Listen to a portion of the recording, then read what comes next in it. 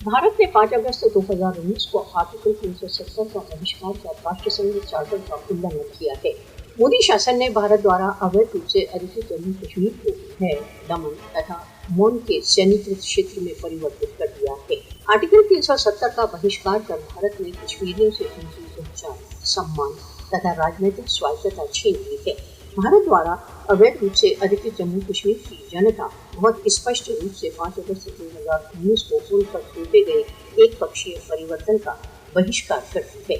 5 अगस्त 2019 के पश्चात से भारत द्वारा अवैध रूप से अधिकृत जम्मू कश्मीर में भारतीय सशस्त्र बलों द्वारा मानव अधिकार उल्लंघनों में व्यापक वृद्धि हुई है।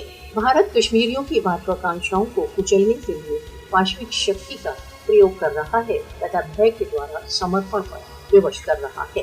भारत द्वारा राष्ट्र संघ प्रस्तावों तथा अंतर्राष्ट्रीय मानों की उपेक्षा सार्वभौमिक शांति के लिए एक गंभीर चुनौती है।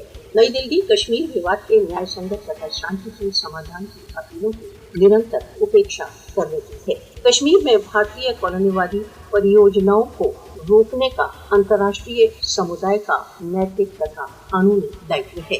कश्मीर पर मौन एक षड्यंत्र है। इससे पूर्व के भारतीय हिंदुत्व विस्तारवाद के कारण क्षेत्रीय विस्फोट को विश्व को सक्रिय हो जाना चाहिए।